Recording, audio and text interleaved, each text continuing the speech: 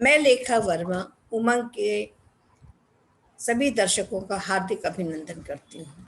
हर बार नई प्रतिभाओं से आपका परिचय करवाती हूँ तथा उनके द्वारा अपनी साहित्यिक धरोहर हमारे प्राचीन कवियों के श्रेष्ठ काव्य से जोड़ने का प्रयास करती हूँ। इसी कड़ी में आज हमारे साथ हैं अलका कुमार भोपाल से। संयुक्त राष्ट्र में भारत व पाकिस्तान विषय पर उन्होंने पीएचडी करी है। एक्सप्रेस मीडिया सर्विस में हिंदी में राजनैतिक व सामाजिक विषयों पर लेख, अंग्रेजी की पत्रिका बेयर ट्रुथ में सामाजिक व राजनैतिक विषयों पर लेख, कुछ लघु कथाएं भी लिखी हैं। अंग्रेजी में एक उपन्यास द के word make peace not war छपा है।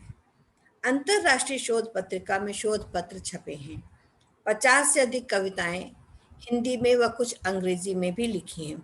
वर्तमान में एक हिंदी उपन्यास पर काम कर रही हैं जो दर्शकों बहुत शीघ्र हमको देखने को मिलेगा। उनकी एक विशेषता है कि उनका हिंदी अंग्रेजी दोनों भाषाओं पर सामान्य अधिकार है। तो अलका जी, आपका हमारे मंच पर बहुत बहुत स्वागत है और आपके लिए मैंने कुछ पंक्तियां लिखी हैं जो आशा है आपको बहुत बहुत पसंद आनी चाहिए। तो वेलकम। और पहले मेरी पंक्तियों के सुमन आपको समर्पित। धन्यवाद।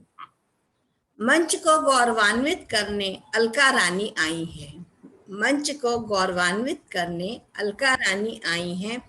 अपनी प्रतिभा को साझा करने इस मंच पर आई हैं।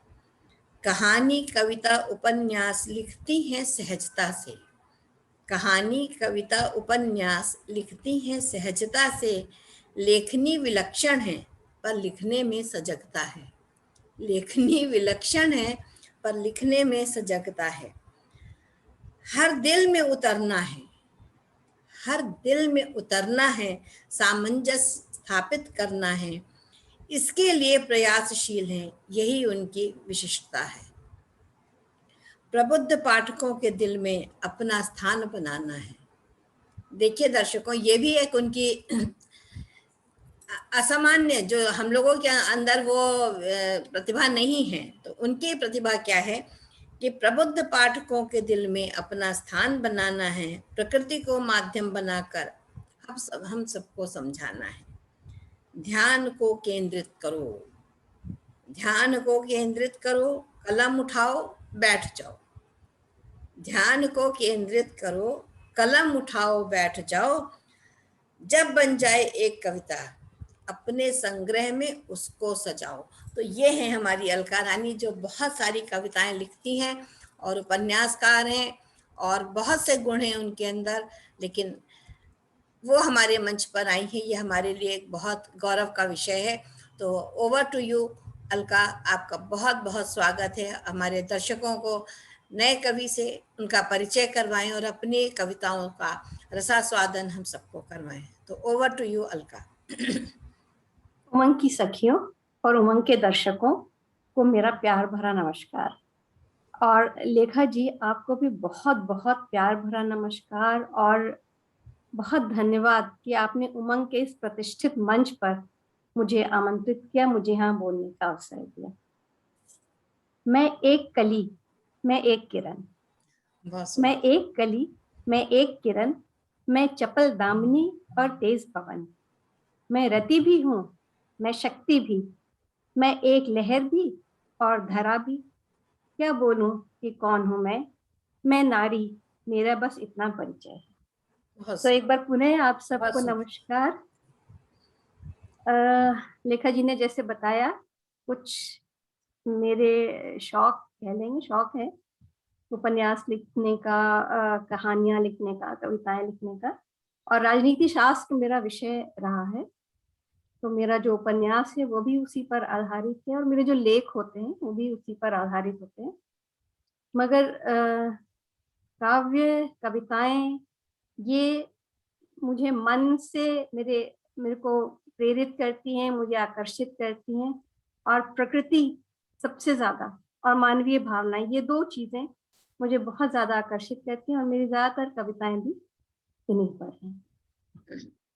तो आज जिन कवि को मैंने सोचा उनके बारे में आपको बताएं, उनकी रचनाओं से आपको अवगत कराएं। वो है जयशंकर प्रसाद जी। जयशंकर प्रसाद हिंदी साहित्य के अनमोल रत्नों में से एक है। वे न केवल कवि, नाटककार, उपन्यासकार और निबंधकार भी हैं। छायावादी युग के 4 स्तंभों में एक वो थे, या कहे कि वास्तव में वही छायावाद के प्रवर्तक थे। खड़ी बोली में काव्य रचना करके उन्होंने उसे हिंदी काव्य जगत में पूर्ण रूप से प्रतिष्ठित किया था। इससे पहले खड़ी बोली का उतना ज्यादा हिंदी काव्य में प्रयोग नहीं होता था। प्रसाद जी की काव्य रचनाओं में प्रमुख हैं झरना, आंसू, लहर और कामायनी। कामायनी जैसा महाकाव्य रचकर वो अमर हो गए। खड़ी बोली में ऐसा रस और ऐसा माधुर्य सचमुच कानों में रस खोल देता है। उसको पढ़कर ऐसे मन प्रफुल्लित हो जाता है कि लगता है कि बस बार बार पढ़ते ही जाओ, पढ़ते ही जाओ। यूं तो उनके काव्य में सभी रंगों और भावों का चित्रण मिलता है। प्रेम, विरह, आशा, अवसाद, आध्यात्म, भौतिकवाद, पर उनका प्रकृति चित्रण जो है वो अद्वितीय है। अपने इस महाकाव्य कामायनी में उन्होंने मानव जीवन के अनेक भावों का चित्रण किया है।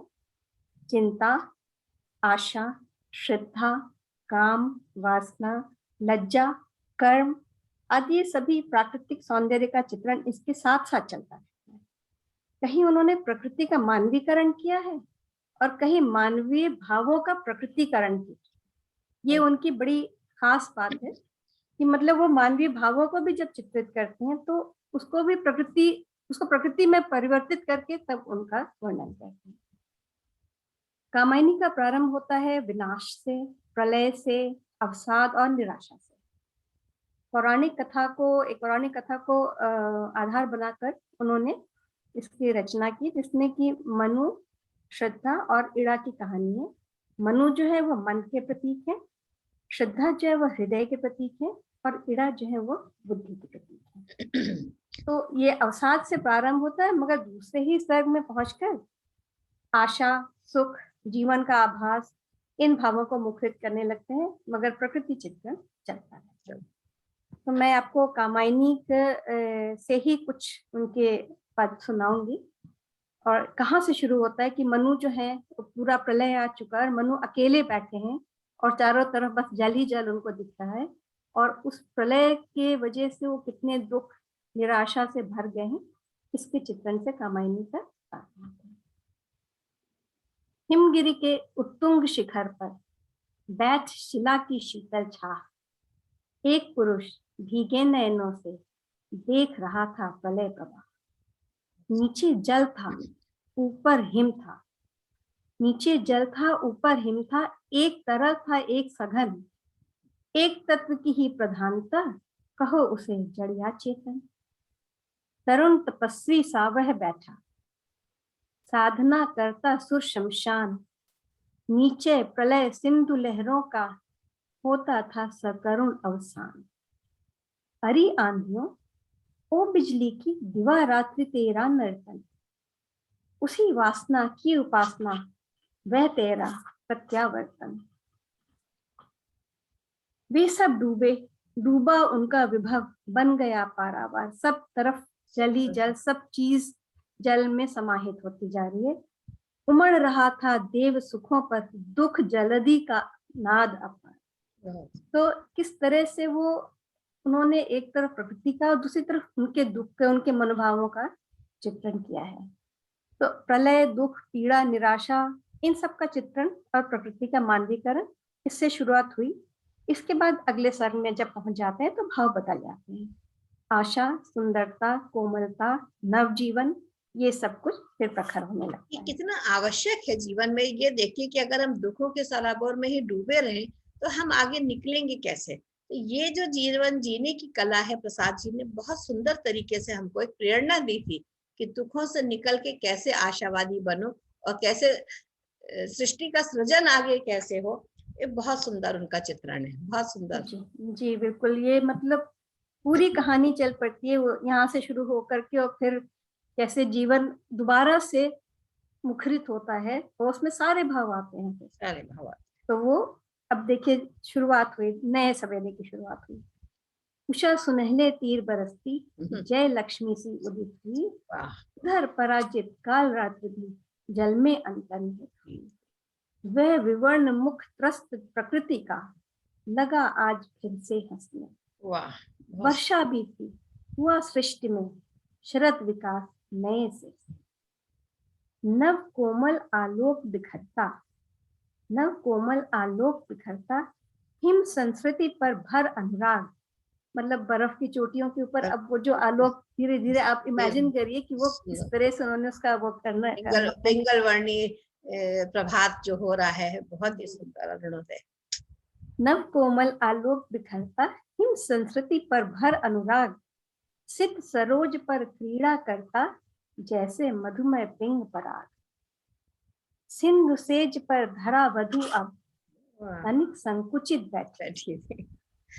प्रलय निशा की हलचल स्मृति में, मान किए सी ऐठी सी। तो इस तरह उन्होंने देखिए प्रारंभ करा दुख से, फिर आशा पे आए।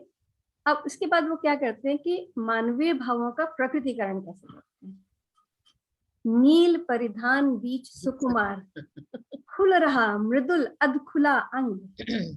जब लज्जा उनके सामने पड़ी और लज्जा का जब वर्णन उन्होंने शुरू किया है, नील परिधान बीच सुकुमार, खुल रहा मृदुल अधखुला अंग, खिला हो जो बिजली का फूल, मेघवन बीच गुलाबी रंग, मेघवन बीच गुलाबी रंग। मतलब क्या कल्पना है और किस कदर रोमांचित करने वाली कि इसको अगर दिल से महसूस करो तो मुझे अभी भी गूज़बम्स आ रहे हैं। इतना सुंदर सा वर्णन है, बहुत ही खूबसूरत। इसके आगे देखिए, अंबर चुंबी हिम श्रृंगों से कलरव कोलाहल साथ लिए, विद्युत की प्राणमयी धारा बहती जिसने उन्माद लिए, मंगल कुमकुम की श्री जिसने, निखरी हो उषा की लाली। अब पहले उषा मानव बन गई थी, अब उसके मुंह पे जो लाली है वो उषा की लाली है। भोला सुहाग इछलाता हो, ऐसी हो जिसमें हरियाली, ऐसी हो जिसमें हरियाली। इसके साथ साथ मानवीय भावों का भी बहुत सुंदर चित्रण प्रसाद जी ने किया है। जब श्रद्धा मनु के प्रेम में परवश हो जाती है तो वो कहती है, मैं जब ही तोलने का करती, उपचार स्वयं तुल जाती हूँ, भुज लता फंसा कर नर तरु से झूले सी झोंके खाती हूँ। और इसके जवाब में लज्जा उनको क्या कहती है, इतना न चमत्कृत हो वाले, अपने मन का उपकार करो। मैं एक पकड़ हूँ जो कहती, ठहरो कुछ सोच विचार करो। मैं रति की प्रतिकृति लज्जा हूँ, शालीनता सिखाती हूँ। मतवाली सुंदरता पग में, नूपुर सी लिपट मना। मतलब आप प्रसाद जी को पढ़ते रहिए और उसमें बस खोते रहिए। यही है हमारे जयशंकर प्रसाद। लाली बन सरल कपोलों में, आंखों में अंजन सी लगती हो। क्या मतलब खूबसूरती है कि वो वर्णन जो है अभी तो कहीं जैसे लगता दिखता ही नहीं। वो कोमलता, वो सकुचाई सी एक जो नारी का उन्होंने एक मानवीकरण किया है या प्रकृति से जिस प्रकार मिलाया, वो चीजें कहीं देखने को मिलती ही नहीं है। आंखें तरस गई हैं, लेकिन इसको पढ़ के फिर वही आनंद की अनुभूति होती है। बहुत सुंदर, बहुत सुंदर। तो प्रकृति जैसे मैंने बताया मुझे खुद बहुत ज्यादा प्रेरित करती है, आकर्षित करती है। तो अभी वर्षा ऋतु चल रही है, मैं एक छोटी सी आपको अपनी वर्षा के ऊपर एक कविता सुनाती हूँ। हरित ओढ़नी ओढ़ धरा है मंद मंद मुस्काई, हरित ओढ़नी ओढ़ धरा है मंद मंद मुस्काई, नित श्रृंगार करे नूतन है दुल्हन सी शर्माई। दमक दामिनी की पायल में, दमक दामिनी की पायल में, नभ पर है लहराई, आर्द्र मन है मेघों सा, नैनों में जल भर लाई। मन भावों ने उमड़ घुमड़ कर, झूले सी पेंग बढ़ाई, सतरंगी एक डोर पकड़कर इंद्रधनुष छू आई, इंद्रधनुष छू आई। बहुत सुंदर, बहुत ही सुंदर। क्या प्रकृति का वर्णन है कि बिल्कुल उसमें डूबने को दिल चाह रहा है, लेकिन अभी इतने से हमारी संतुष्टि नहीं हुई है। अभी तो हम कुछ आपकी और सुंदर रचनाओं को सुनना चाहेंगे। जी, मैं अपनी एक कविता सुनाती हूँ, थोड़ी लंबी है मगर समय का हमें अभाव तो तो नहीं कोई होगा। अभाव नहीं है, हम कविता का पूरा रसास्वादन करेंगे, आप सुनाएं। जी, इसका शीर्षक है मैंने देखा है। मैंने देखा है बाल अरुण का प्रथम चरण। वाह। मैंने देखा है बाल अरुण का प्रथम चरण, इस शांत धरा के वक्षस्थल पर नन्ही नन्ही किरणों को बिखराता मुस्कुराता, जब प्रथम झलक दिखलाता नभ पर। खग कुल का कलरव राग भैरवी बन, मानव में नव जीवन भरता। नित संदेश लिए नव उत्साह का, कोमल उषा को मैंने देखा है। कोमल उषा को मैंने देखा है। मैंने देखी है प्रखर धूप।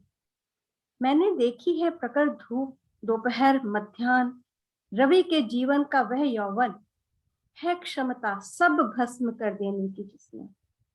है क्षमता सब भस्म कर देने की जिसमें, है आतप कठोरता चरम यौवन। रहती सब ओर शांति नीरसता, दिखती न छाया कहीं किसी जन की। सब कर्मरत पर छुपे बंद मानव को मैंने देखा है। दोपहर में, गर्मी की दोपहर में जैसे होता है कि कोई कहीं नजर नहीं आता है।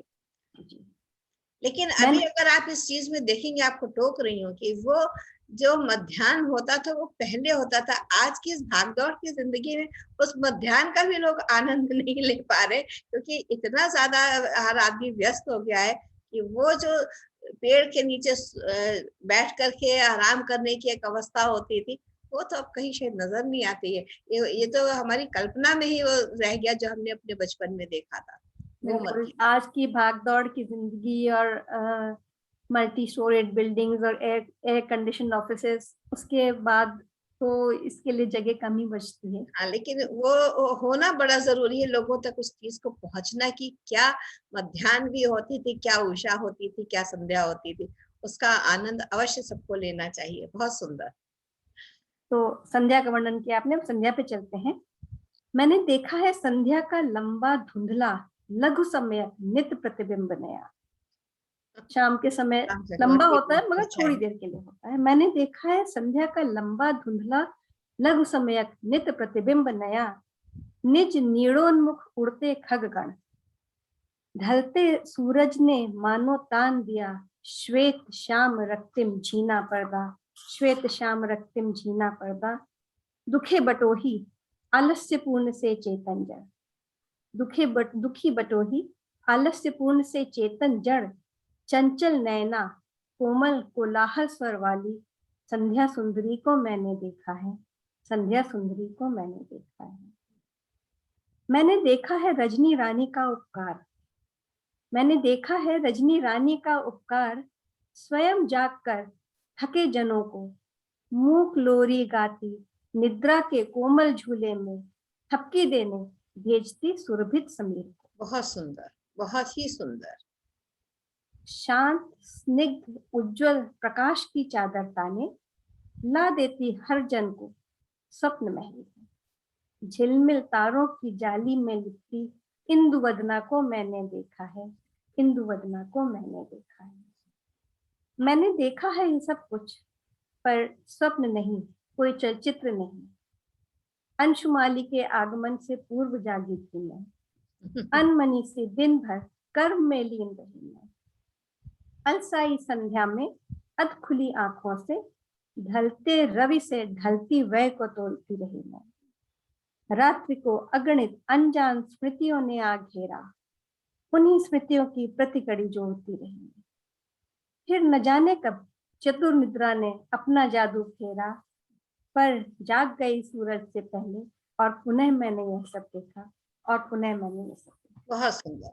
मतलब किस कदर एक एक आपके शब्दों ने जोड़ दिया है प्रकृति से और उसके प्रेम से। सबसे बड़ी चीज है उसको महसूस करना है दर्शकों कि वो प्रेम, हम जो रात को कभी कभी कहते हैं क्यों रात आई, क्यों सवेरा आया, क्यों शाम हुई, हर चीज में हमें समस्या होती है, लेकिन उसको जीना एक अलग, एक ही कलाकार ही उस चीज को समझ सकता है जो अंदर तक वहां उसको महसूस करे। वो हमारे अंदर संवेदना पता नहीं अभी है कि नहीं, हम नहीं जानते, इस भाग दौड़ के जीवन में, मैकेनिकल लाइफ जो हमारी हो गई उसकी वजह से। लेकिन जब भी समय मिले इसका आनंद जरूर लीजिए। ये अंदर तक आपको स्नेह से, प्रेम से, ऊर्जा से भर देगा, ऐसा मेरा विश्वास है। और मैं समझती हूँ ये विश्वास सबके लिए होगा। तो अलका जी बहुत सुंदर। लेकिन एक कोई और अपनी अच्छी सी कविता श्रृंगार पर हो तो सुनाए कि लोग, या जो आपके मन पसंद हो वो हम एक कविता आपसे और सुनेंगे, क्योंकि मन भर नहीं रहा है इतनी सुंदर रचनाओं को सुन करके। श्रृंगार पर तो नहीं, पर एक छोटी सी चांद पर मैं आपको सुनाती हूँ। कल रात मैंने देखा चांद जमीन पर आ गया था। वाह। कल रात मैंने देखा चांद जमीन पर आ गया था, पानी की सतह पर तैरता।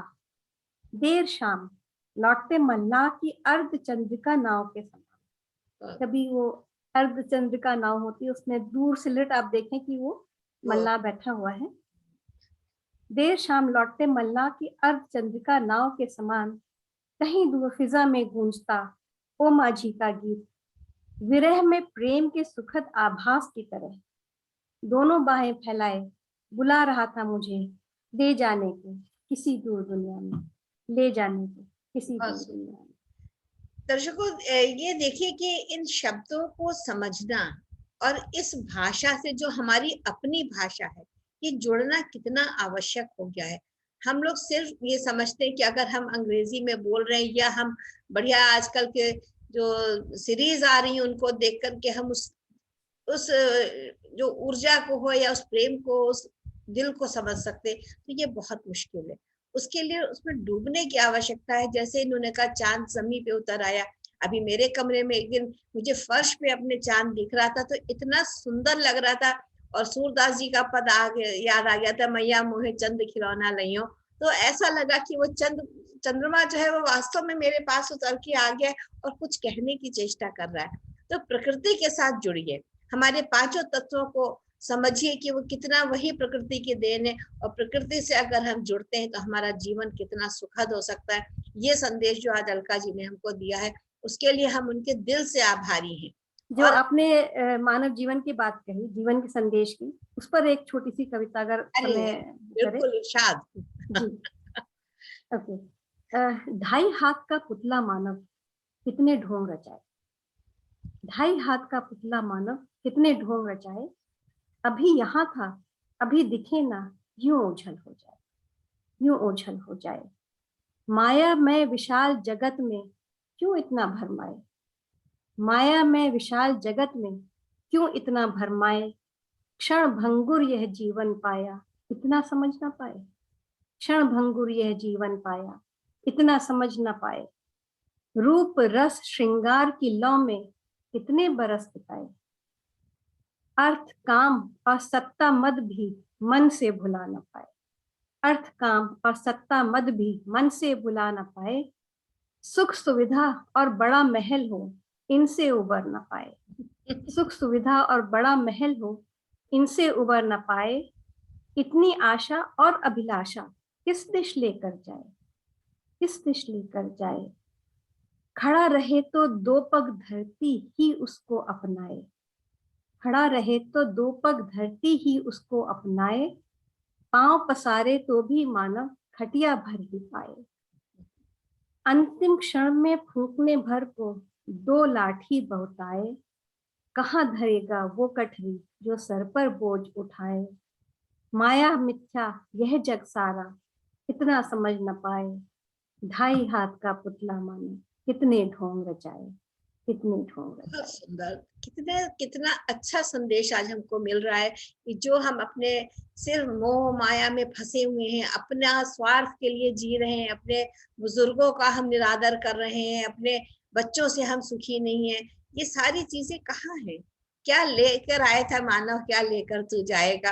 अगर इतनी सी बात हम समझ लें तो जीवन बहुत सुखद हो सकता है। तो इतने प्रेरणादायक शब्दों के लिए, जो जीवन को झकझोर के रख दे, ऐसे शब्दों का आज उन्होंने प्रयोग किया। जैसा मैंने आपसे शुरू में कहा था, इनकी लेखनी में बहुत शक्ति है और बहुत सरल भाषा में बहुत सहजता से इन्होंने इतनी सारी बातें हमको बताई। तो दर्शकों, आशा है आपको आज का सत्र बहुत ही अच्छा लगा होगा और पुनः मिलने की आशा में हम आज अलका जी से विदा लेते हैं और बहुत बहुत धन्यवाद हमारे इस मंच की शोभा को बढ़ाने के लिए, इतना सुंदर शब्दों में प्रकृति का से हमको जोड़ने के लिए और मानवता सिखाने के लिए धन्यवाद आपका। बहुत आपका बहुत बहुत धन्यवाद। उमंग के मंच का बहुत बहुत धन्यवाद और कोटि कोटि